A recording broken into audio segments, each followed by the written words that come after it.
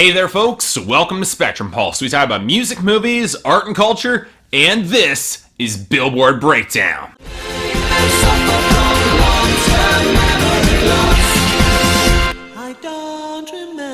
Now this week, it was all about upward momentum. As the rest of 2014 continues to drop away, the new hits of 2015 are rising to take their place, whether we want them to or not. Plus with the continued onslaught of Christmas music and of course The Voice, the biggest surprise arrivals on this list came from the biggest album of the week on the Billboard 200, that debuted with little promotion and no open airplay. And in a nice change of pace, one of the best songs from that album is one that landed pretty high as a debut on the charts, which is pretty awesome. Now I'll elaborate more on that in a little bit, but it's time to start with our top 10. Lots of movement on here this week. Well, okay, outside of the top 2, that is. Unsurprisingly, Blank Space by Taylor Swift has a stranglehold on number 1, thanks to finally taking the top in airplay to match her dominance in sales on YouTube. But Hozier's Take Me to Church isn't going down without a fight, with steady airplay gains supplementing strong sales and absolutely monstrous streaming. Yet, right below him, we got Uptown Funk by Mark Ronson and Bruno Mars, reaching a new peak at number 3, with a very similar pattern to Hozier that they're just waiting for airplay to catch up to strong sales and streaming. And at number 4, we got Lips Are Moving by Meghan Trainor, who owes most of her success to YouTube, with only decent streaming and sales keeping her solid as her airplay slowly starts to pick up. And with the first movement in 3 weeks for this song, we've got I'm Not the Only One by Sam Smith stepping up to number 5, a new peak for the song, who really owes his success to just being consistent across the board, and those above him losing a fair amount of steam and starting to drop back. Now we'll get to those in a few minutes here, but now we've got to talk about our surprise new arrival to the top 10 at number 6, Thinking Out Loud by Ed Sheeran, who really owes the majority of his success to thanks to massive streaming and YouTube, and pretty damn solid sales as his airplay struggles to catch up. Honestly, I'm not the biggest fan of the song. It's a little bit too sleepy, and Ed Sheeran's got better songs off of Multiply, but I've got nothing against it either, and it works for what it is, as a sincere, passionate, simple love song, and it's nice to actually see a guitar solo in the top 10. But beneath him are 2 songs that look to be on the way out, and good thing too. All About That Bass by Meghan Trainor at number 7, and Animals by Maroon 5 at number 8. Effectively, this is for the same reasons too, hemorrhaging airplay and weaker numbers across the board, with only YouTube giving Meghan Trainor the slightest bit of an edge. Love Me Harder by Ariana Grande in The Weeknd steps up to number 9, holding steady thanks to consistent airplay gains and huge streaming, even despite a pretty weak sales week, which leaves Shake It Off by Taylor Swift to cling down to number 10, pretty much on YouTube alone. I can see the song dropping off the top 10 next week, unless it somehow manages to get a boost. Trust me there. Next up, we've got our dropouts and our losers, and there's a fair number of the former. 0 to 100, The Catch Up by Drake, Day Drinking by Little Big Town, and thankfully, Burn It Down by Jason Aldean all dropped to the recurring list, but I by Kendrick Lamar and Look at You by Big and Rich lost even more steam to drop off after even less weeks on the chart, and it looks like there's a few more on a similar path. Fireball by Pitbull featuring John Ryan drops to number 88, Yellow Flicker Beat by Lorde continues its tumble down to 86 as more people start to forget about the Hunger Games Mockingjay Part 1, and mercifully, the disaster that I spoke at length on in a special comment, That'd Be God Made Girls by Ray Lim, drops back to number 71. Only wish that I could claim some degree of credit for it. As for the other losers, there are only 2 major drops. Make It Rain by Ed Sheeran, unsurprising given its song tied to Sons of Anarchy, and that show ended just over a week ago and people have short memories, and Mary Did You Know by Pentatonix. And I would be surprised if this song dropped again, but especially given it is the Christmas season, it's a Christmas song, but it's been bouncing around up and down since its debut, so no real surprise there. And speaking of Christmas, let's take a look at our gainers, 2 of which owe all of their success to the holidays. Mariah Carey unsurprisingly rises 10 slots to number 40 with All I Want for Christmas Is You, and Ariana Grande leaps back up to 64 with Santa Tell Me. And in other, less obvious examples of holiday cheer, Carrie Underwood continues in Finding Jesus with Something in the Water rising to number 38, Blake Shelton and Ashley Monroe sing about exes trying to find some solace together on Lonely Tonight, jumping up to considerably to number 54, Usher's I Don't Mind continues its steady climb to number 37 by not judging a woman who's a stripper, always a nice sentiment, and I Live by One Republic has that general uplifting feel, so I'm guessing that's why it jumped up to number 67. Along with Heroes We Could Be by Alesso featuring Tove Lo bouncing up to number 35, the latter proving that EDM isn't quite dead yet in the mainstream, so I guess there's that. Yet there are other songs that got a boost that have significantly less holiday cheer and are significantly less good. GDFR by Flo Rida featuring Siege the Gemini and Lucas gains number 87 despite being the blatant talk dirty ripoff that it is, and Just Getting Started by Jason Aldean goes up to number 84 because,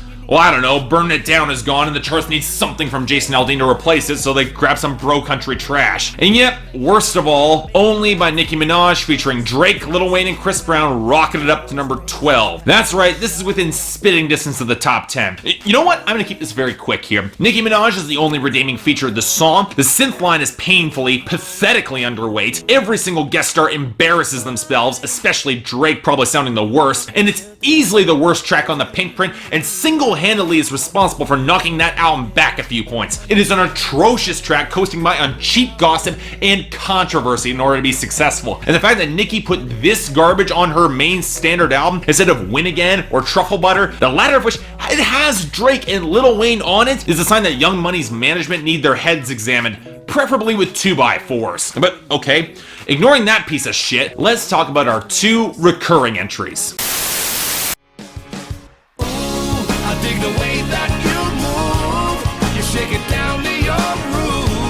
Oh, wow, I didn't expect this. I've never really been a fan of Darius Rucker or his former band Hootie and the Blowfish. They were the sort of adult alternative act that bored the piss out of me and generally catered to those who wanted the least threatening music possible. So Darius Rucker transitioning to make country music didn't exactly surprise me. But you know what? Wagon Wheel was a damn good song, mostly because it was co-written by Bob Dylan, but still. This though, oh wow, talk about selling out. From the incredibly clean and sterile production to the by the numbers forgettable songwriting, the features repeating words to fill up space for no good reason, to Darius Rucker trying to add some swagger to his voice and failing miserably. This is desperation personified in a song. Darius Rucker trying to leap on the bro country bandwagon. This is the end of 2014, let's get real here. And outside of a few exceptions, bro country has effectively collapsed. It's over. This, I'm sorry, this is just embarrassing for everybody involved. Next.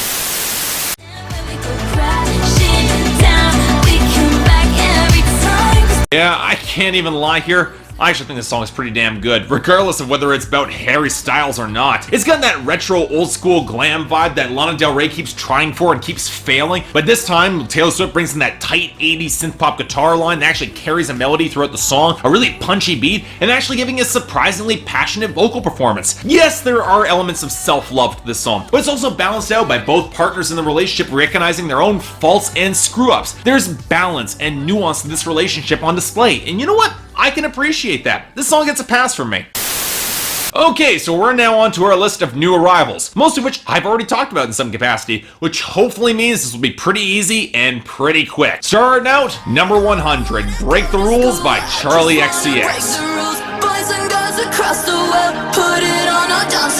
Now, I've already talked at length about this song in my Sucker review earlier this week, but I will say it's got one of the better melodies from that record, especially in the synth breakdown right after the chorus. But as much as I like parts of this song, there are still problems with it. The EDM crescendo over the chorus always feels a little bit overstuffed to me and detracts from a pretty damn solid textured bass line. And lyrically, okay, seriously, discotheque? Who says that of that age? And seriously, if that's her definition of breaking the rules, putting on her dancing shoes and going to the discotheque, I'm not all that impressed. Number 98, When I Was Your Man by Chris Jamison.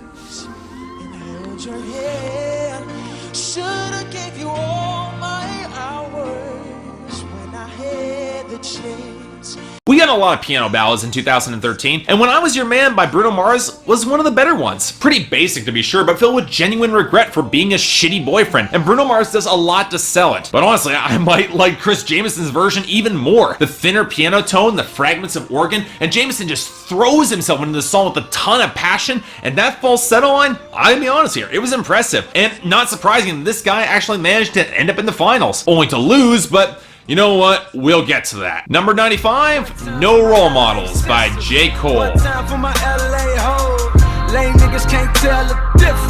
Of the 2 J. Cole songs that landed on the charts this week, this is definitely the weaker one, and it highlights a lot of the problems that I had with 2014 Forest Hills Drive, especially with J. Cole's issues with women. Yeah, there's self-awareness in the song about how thin his fame might feel being a B-list celebrity and how women wouldn't talk to him otherwise. And yeah, it's got a pretty damn slick melody line, but it also highlights the incredibly shaky moral high ground on which J. Cole is standing. For as much as he rants about not wanting reality show starlets, he's still screwing them anyway and behaving like a condescending condescending dick about it to boot, spending most of the outro calling her shallow when he can just be as shallow. Sure, it's the life that she chose, hell, it's the life he chose too, and he tries to justify it by saying no role models, but with the self-awareness undercutting the track, it doesn't justify his actions, and it really bugs me when he ends his verse with a shout, Martin Luther King would have been on Dreamville. Okay, yeah, evoking one of the most important figures in the civil rights movement on your track about calling women shallow, self-awareness or not, that makes you look like an asshole. The more I hear this song, the less I like it. In this case, I'd probably skip it. Number 93, Come Join the Murder by the White Buffalo and the Forest Rangers. Come fly with black.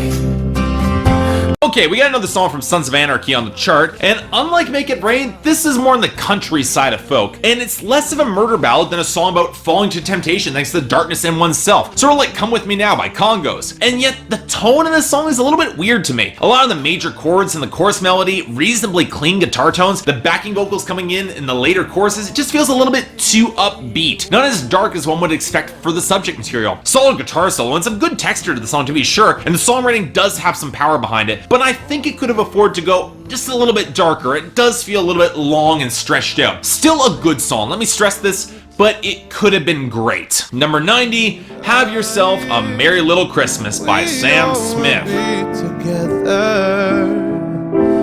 Okay, when you think about Christmas singers to evoke a joyful atmosphere of holiday cheer, Sam Smith would not be the artist topping any of my list. That said, Have Yourself a Merry Little Christmas is one of the better choices of a Christmas song for him, as it can be played with more of a melancholy touch, which he does do. As it is, okay look, I'm not a Sam Smith fan, I didn't review his album. He's got a good voice, but he's got a certain austerity to his delivery that lacks a lot of real driving soul to me, which means that even by the standards of depressing Christmas songs, this doesn't really do a lot for me. Sorry. Number 81, Make It Rain by Matt McAndrew.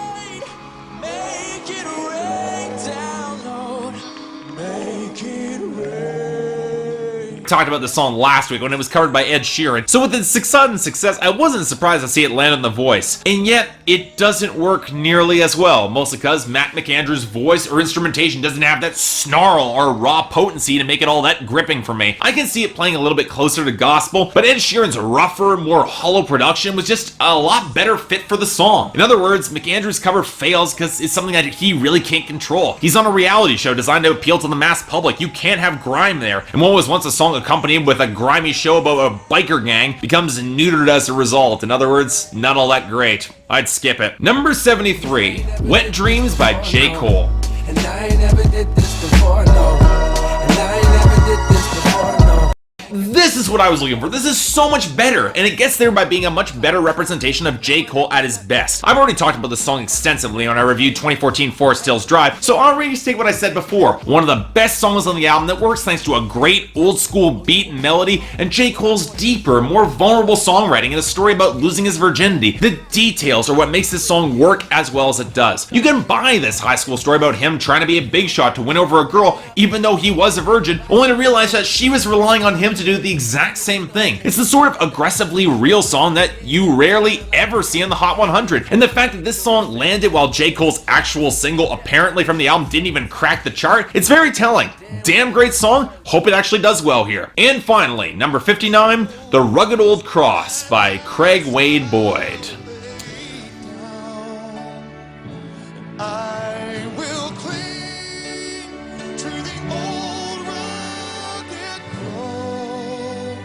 Okay, there's a bit of a story behind the song, which was written over 100 years ago by George Bernard, and has held up as a reliable country gospel standard that's been covered by dozens of artists, from Johnny Cash to Al Green, from George Jones to Merle Haggard, from Alan Jackson to Brad Paisley. So after listening to a whole slew of these covers before checking out Craig Wade Boyd, the best of the covers being a toss-up between Al Green and Alan Jackson, how does this turn out? Well, considering it's a country gospel song being played on network television, about as well as you could expect. It's not surprising Craig Wade Boyd won The Voice, because he's one of the few singers who actually has vocal texture, but I can't say I love the overstated vocals or bombast on his cover with all the belting. Granted, I prefer it over Merle Haggard's downbeat monologue over one of the verses, but you know what, there's a middle ground, and I'm not sure this song gets there. Guy's got an incredible voice there, so overall fine song. So that's our week. Overall, pretty damn good week for new chart arrivals, which makes this choice of my favorite this This week, a little bit tricky. Well, hell, who am I kidding? Despite my harsh words, Wet Dreams by J.Cole easily walks away with it here, with the runner-up probably being Style by Taylor Swift. Worst, it's no contest. Darius Rucker's ridiculous and embarrassing stab at bro country with Homegrown Honey, with Matt McAndrew not managing to follow Ed Sheeran's lead with Make It Rain. Overall, though, I can't complain about this list, and let's hope it's a good sign of weeks to come. Although, knowing what I do in terms of album tracks that will probably chart next week, I doubt that. But we'll wait until next week to find out. But until then, I'm Mark, you're watching Billboard Breakdown on Spectrum Pulse, and I'll see you next time.